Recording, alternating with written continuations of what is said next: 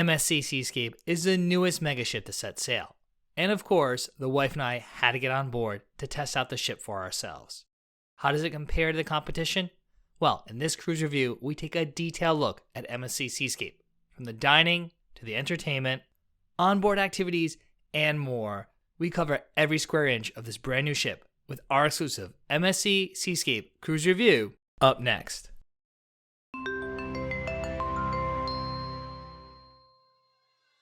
Welcome aboard, cruisers. I'm DB from Eat, Sleep, Cruise, where we help you see the world one port at a time with our in-depth reviews, ship tours, and tons of cruise planning advice. Now, the wife and I are mega ship enthusiasts, and we've sailed on the world's largest ships from cruise lines like Royal Caribbean, Norwegian Cruise Line, Carnival Cruise Line, and more. So we couldn't miss our opportunity to sail on the world's newest mega ship, MSC Seascape. Like all our cruise ship reviews, we evaluate MSC Seascape on several categories we feel are crucial to the cruise experience. And we'll get started with one area of the ship we know is important to many cruisers, the pool deck. Now, one thing we really liked about the setup of the MSC Seascape is that there are several different pool areas spread around multiple decks instead of one central pool area. This meant even on busy sea days, we could find a little space of the ship to call our own. On the upper decks, there are two distinct pool areas. On deck 18 aft, there is the outdoor Marina Pool, which I guess you could say is the main pool on the ship.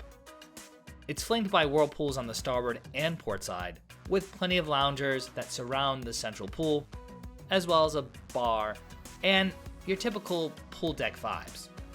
There's also additional sun deck seating and the Horizon Bar, one deck above, located basically midship.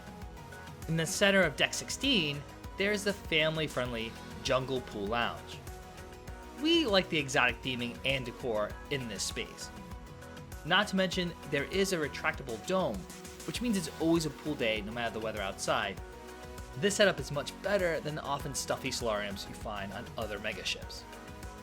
Right above the Jungle Pool Lounge, there are some table games like foosball and ping pong, as well as additional seating. Plus, this pool is located right next to the buffet and has its own distinct bar. Further, it's one deck below the youth area, making it a great option for families. Although we tended to spend our time outside on deck 8, near the Infinity Pool, the adults-only area. These two pools offer great wake views and even some in-pool loungers. Conveniently located nearby, of course, there's an outdoor bar and a gelato shop, which unfortunately is an upcharge. Not to mention both the port side and starboard sides of deck 8, midship, feature additional outdoor seating and side-facing whirlpools for more fantastic views. Like other ships in MSC Cruises' fleet, cruisers staying in the MSC Yacht Club have their own private sun deck all the way forward on deck 20. A nearby exclusive pool, bar, loungers, and the starboard side whirlpool are available to Yacht Club guests. Lastly, on the outdoor decks is the top 19 solarium. This adult-only space is open to cruisers who have upgraded to the Aria experience on MSC Seascape. With whirlpools, a bar, and a variety of seating, it is a nice escape from the crowds. Now, another feature we really liked about MSC Seascape is the sports deck. Like other mega ships from contemporary cruise lines like Carnival Celebration or maybe Royal Caribbean's Oasis class, MSC Seascape features a number of unique activities, including a mix of complimentary and upcharge experiences that we would classify as like a sports deck. At the center of deck 18, you'll find the Pirate's Cove. This water park includes a tube slide, dual racing body slides, and a variety of water features for younger children. Intertwined above the aqua park is the Adventure Trail, though this small ropes course takes about less than a minute to complete. Not far from the Pirates Cove Water Park, aft on deck 20 there is the Sports Court. With free play basketball and soccer, it's open most of the day for some friendly competition with fellow cruisers. Now, the Pirates Cove Aqua Park and the Sports Court on MSC Seascape are free to all guests. Though for this MSC Seascape cruise ship review, we made sure to test out all of the upcharge activities as well, and we highly suggest you check them out. Behind the sports court is the newest thrill ride at sea, the Robotron. Combining state-of-the-art robotic technology with synchronized music, the ride jolts cruisers up, down, and upside down 173 feet above sea level. This adrenaline-pumping attraction is $11 for an approximately 3-minute ride. There are varying thrill levels for all cruisers to enjoy this attraction. During our cruise, we actually rode it twice, once on a medium setting where you actually get to pick the music that the Robotron moves to, and a second time doing one of the fast, more intense options. The more intense Robotron rides are pre-programmed, and there's no music. For more thrills, the Hall of Games offers some virtual excitement. With MSC Cruises' signature F1 simulator, an XD cinema, and several other VR attractions, this is one of the most high-tech arcades at sea. Prices vary for each attraction at the Hall of Games, although fun passes can be purchased at discounted rates to provide even greater value. We highly suggest testing out the 360-degree flight simulator as well as the motobike. Additionally, cruisers can stay active at the fitness center on Deck 8. The wide open gym features a variety of cardio equipment, free weights, and strength machines. Oddly though, the ship does not feature an outdoor running track. Also absent are other popular outdoor amusements on family cruise lines, like a mini golf course. Our 7-night Eastern Caribbean cruise on MSC Seascape included 4 ports of call. During our days at sea, the cruise line offered a variety of daily activities. There were several sessions of trivia, as well as other group quizzes like Name That Tune, Guess the Price, and other family-friendly game shows, like the highly entertaining Guinness Book of World Records game show. On the pool decks, there were organized competitions of foosball, cornhole, and ping pong, along with themed dance classes. Further, scavenger hunts and other family-friendly events were regularly part of the itinerary. Jose, the cruise activities manager, and the rest of the team were lively and fun while hosting these events. MSC Seascape made sure to check all the boxes of the activities and events you would expect to have on a cruise ship, including bingo on sea days, and of course, has its own casino. In the evenings, there were several sessions of karaoke on the pool deck, and further, live music occurred throughout the ship. In Deck 6, in Times Square, there were the dueling pianos that played regular theme sets each evening. Although it wasn't really like your typical Howl at the Moon experience that we think of when we hear dueling pianos, it more reminded us of the Billboard Onboard Lounge on Holland America Line ships, featuring 2 pianists that went back and forth, belting out classic songs. In the Loft Cafe, cruisers could sip cocktails alongside jazz music or solo pianists. There was a Latin duo that had the crowd dancing at the Uptown Lounge on Deck 8. And there always was live music in the atrium. Deck 7 is home to the Le Cabaret Rouge. This large yet intimate venue is home to a variety show which highlights several unique acts each evening. You never know what you'll find when you pop into the venue. From live singers to a comedian pianist to acrobats and a hula hoop dancer, it's a hodgepodge of entertainment. We went there several evenings and really wish there was a schedule posted, so we knew which entertainers would be performing at certain times each evening. At midnight, the cabaret becomes the dance club, and the DJ keeps the music playing into the early morning, like 4 or 5 a.m. for the late night partygoers. Although the latest we ever stayed up on MSC Seascape was around 12:30 a.m. Cruisers will also be happy to know that several of the parties they know and love occur on MSC Seascape as well. From the silent disco to the white party and the brand's tropical party, you can have the time of your life. Needless to say, there is plenty to do on MSC Seascape at all hours of the day. Service 2 was mostly on par with our expectations. Again, comparing our experience to other megaships that routinely carry 4,000 or 5,000 passengers for the week-long cruise. Overall, the 1,600 plus crew on MSC Seascape took good care of us during the week. At times, there were some language barriers when ordering drinks or food, though any issues were quickly corrected, and the service improved over the course of the week. The friendly bartenders and servers at the Loft Cafe were a go-to team for our coffees. They always had smiles on their faces and knew our daily drink order after a few visits. While espresso is served at all bars and lounges, the team at the Loft Cafe seemed to be the only ones who could make my wife's iced, non-fat caramel latte just the way she liked it. Likewise, service in the cocktail bar was friendly and prompt. The waitstaff there were quick to strike up a conversation with guests, sipping drinks while waiting for dinner at the nearby specialty restaurants. We found that most bars had adequate waitstaff, and it felt like the cruise line encouraged guests to order from servers as opposed to going to the bartenders. For instance, in the buffet, you can't even order from the bar at all. You need to order with a server who then gives your order to a bartender. But we never waited long for drinks, and it was nice that we could actually order a drink at the buffet and someone would deliver it to us while we were eating our lunch. In addition, service and efficiency in the main dining room also improved over the course of the week.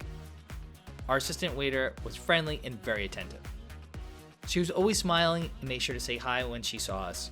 She was always on top of filling our water glasses, delivering bread, and clearing plates. Our waiter, on the other hand, was much less interactive. In the specialty restaurants, dinner was better paced and the service was more personalized. Whether we dined with a group or just the two of us, the overall experiences at those restaurants felt more polished. Since we arrived later in the afternoon on embarkation day, we never officially met our stateroom attendant. Honestly, while we saw him in the hallway, he never did take the time to introduce himself or ask if we had any special requests. Still, he did routinely make up our room twice a day, when we remembered to remove the Do Not Disturb. Since this was an inaugural cruise, we suspect any of the kinks we encountered will be resolved as the ship continues to sail in the US market. When it comes to accommodations on MSC Seascape, we stayed in a deluxe balcony cabin. Our home away from home for the week was cabin number 13265. This portside midship cabin is a short walk from the midship elevators, making it easy to access the public spaces. According to MSC Cruises' website, this stateroom is approximately 172 square feet with a 54 square foot balcony, making the room dimensions slightly smaller than comparable megaships of about the same size, with the balcony feeling on par with those competitor ships. Immediately entering the room, our bathroom was on the left. The bathroom was on par with other cruise lines in terms of size and featured a stand-up shower with a glass door, and included some shelves and counter space. Just beyond the bathroom, the closet was to the left and the sofa to the right, leaving a rather small passageway to get into main cabin area. The closet was a good size. One half contained a closed bar and a shoe shelf. The other side had plenty of shelves and drawers for the rest of our clothes. The sofa too was quite large, almost too big for the cabin. Across from the sofa was a desk. While there was plenty of counter space, we would have liked more shelves in the cabin. The king bed was on the forward wall facing aft. On each side of the bed, there were small nightstands, although only one side had a USB outlet. And further, there were no power outlets near the bed. The only other area with USB and power outlets was the desk. Thus, the wife and I had to share this table as both a workstation and a getting ready area.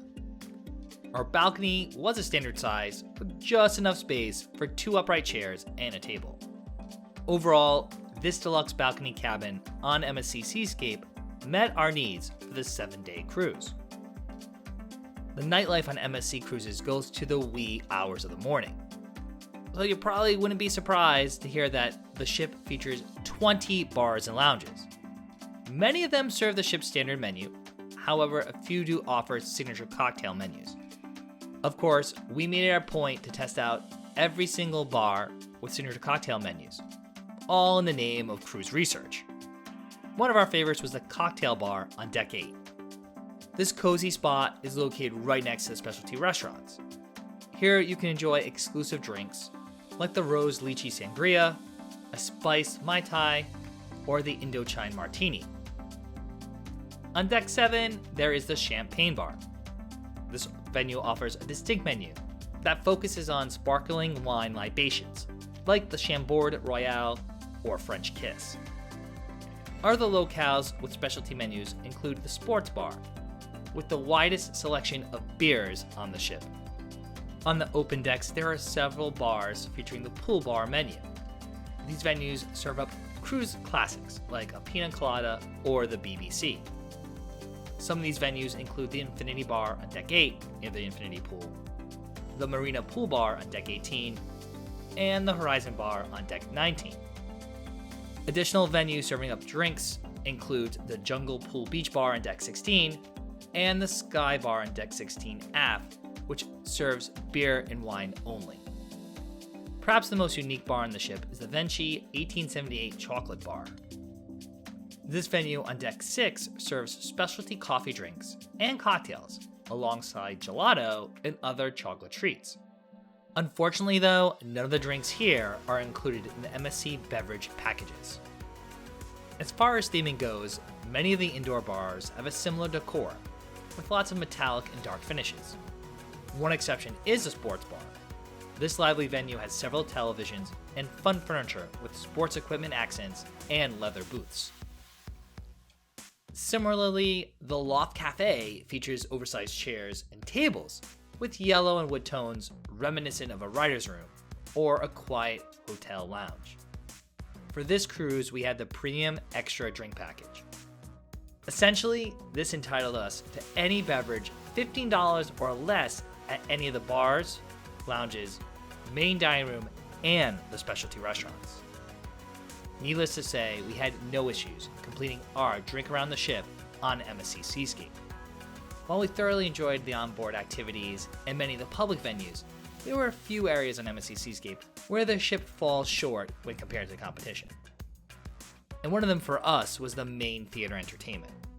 The Cora Theater on Deck 6 and 7 features signature entertainment each night of the cruise. And during our sailing, there were 5 signature productions and 2 headliner acts. Of course, we attended every show for this MSC Seascape cruise ship review. Now, we do like that there was a different show every night. And we like that given the multiple dining times on the ship, there were actually 3 show times each evening. Given our dinner was at 8:30, we typically went to the pre-dinner show at 7 p.m. Each of the productions featured 4 singers and a dance troupe. Select shows also included 2 additional guest vocalists, a strength act, and or an aerialist. Given that we've sailed on several brand new mega ships, we have certain expectations for onboard entertainment. The production quality did not come close to shows on newer ships in the Royal Caribbean or Norwegian Cruise Line fleet. Out of the 5 production shows, we liked Love Blooms and Premiere the best. Love Blooms was a whimsical tale with a decent mix of music and ornate costumes. Premiere was a nod to classic movies. From James Bond to The Wizard of Oz, Dirty Dancing, and even Ghostbusters. It was a fun show, even if it was a bit cheesy at times. The other shows included Dreamscape, In Concert, and Imagine Ocean. While they were watchable, they were certainly not memorable. We did expect more in terms of choreography and digital imagery on a brand new mega ship. The 2 headliner acts included a comedian and a singer. Nina Sky showcased her amazing vocals during her Forever Whitney performance. And Matt Bergman put on a pretty mediocre comedy show, but in his defense, it was a family-friendly comedy show, and he had to appeal to the international audience full of cruisers from around the world. So I'm going to cut him some slack. While the main theater entertainment didn't rise to our expectations, we were also expecting a little bit more from the dining. In particular, the casual eats. For a ship of this size, the casual dining is very limited.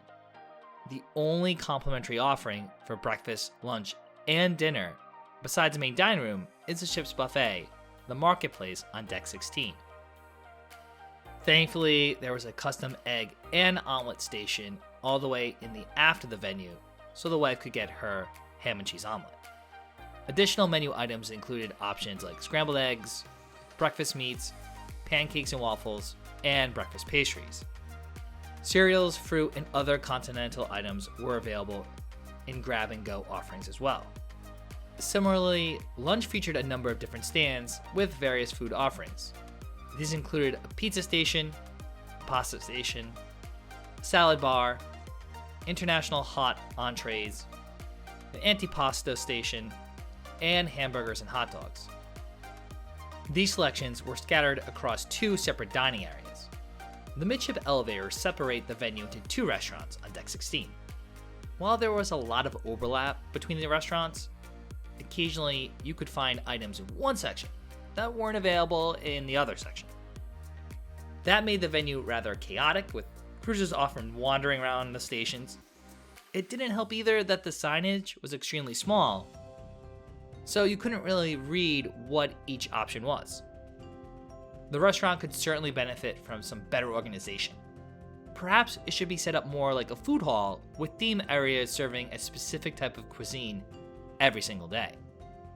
We visited the venue several times for breakfast and for lunch, but never ate there for dinner. And during the times we did visit the marketplace, we thought the food was pretty average.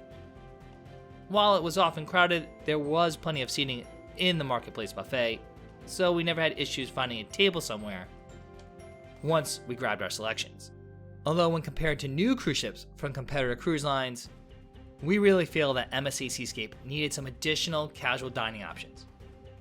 By offering sandwiches at a deli or cafe, burgers by the pool, or additional complimentary options around the ship, it would certainly help to disperse the crowds. For our MSC Seascape cruise ship review, we dined at the main dining room 4 times for dinner.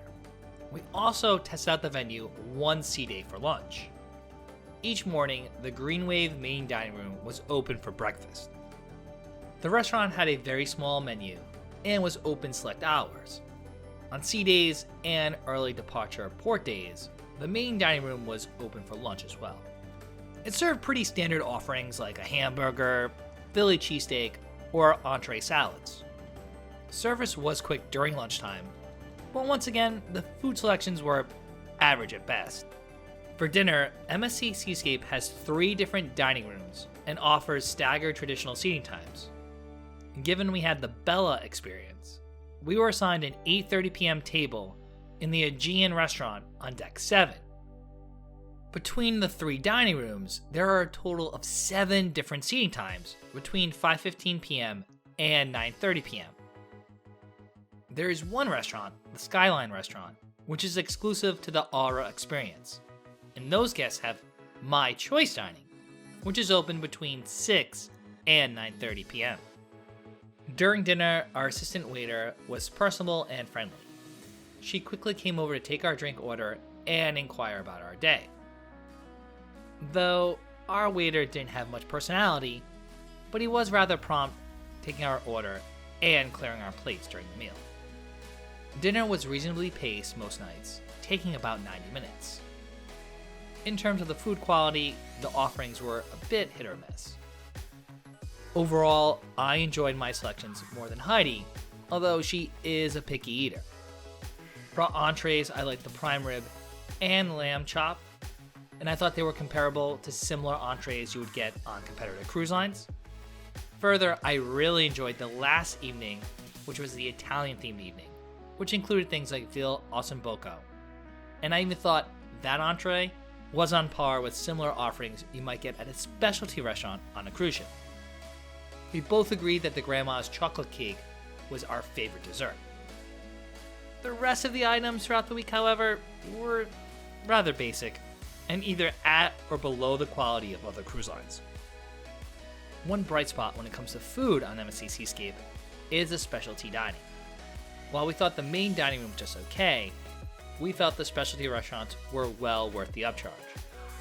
Most of the restaurants are priced a la carte, however, the cruise line offers dining packages, which, if you're a foodie, we highly suggest you purchase. For this MSC Seascape cruise review, we dined at 3 of the specialty restaurants. My personal favorite was the Butcher's Cut. This American-style steakhouse ranks at the top of my list among Celebrity Cruises and Princess Cruises for the best steakhouse at sea. My oysters Rockefeller were expertly prepared. Likewise, my 8-ounce filet was cooked medium rare with just a sprinkle of salt. This delicate cut melted in my mouth and paired perfectly with the sides, including mac and cheese. The lava cake was a decadent end to this superb meal. Another spot we really liked was Hola Tacos and Cantina, which offers an a la carte or all-you-can-eat option. this more casual restaurant is a great spot for lunch or dinner. With a variety of small plates like queso fundido, salsa, tacos, and enchiladas, this restaurant served up a spicy and delicious meal. Of course, the menu pairs well with some handcrafted margaritas as well. Lastly, we dined at Kato Teppanyaki. This is MSC's version of a hibachi restaurant, and of course, it did not disappoint. The menu features a pretty standard setup with starters like miso soup and salad alongside freshly made fried rice. Unlike other cruise lines, Kato Teppanyaki includes a few pieces of sushi and even a grilled starter prior to the main course. With the dining package, you get grilled shrimp and salmon as a starter, and then you can carve into some grilled steak as the entree. Of course, they were able to customize Heidi's dinner, so she had a double dose of chicken as her starter and entree. This dinner and show is always an entertaining night out. MSC Seascape also features 2 other specialty restaurants. Sushi lovers will want to try Kato Sushi. The unique conveyor belt setup gives this restaurant an interesting twist. And finally, seafood lovers will want to dine at Ocean Key. Given my wife has a picky palate, we skipped both of these specialty restaurants on our MSC Seascape cruise. Now, if you're interested to see how MSC Seascape compares to several other of the new mega ships that came out in 2022, you should check out our cruise review playlist right here on YouTube. This past year, we also sailed on several of the cruise ships mentioned in this video, including Royal Caribbean's Wonder of the Seas, the world's largest cruise ship, and other mega ships such as Norwegian Prima, Carnival Celebration, and more.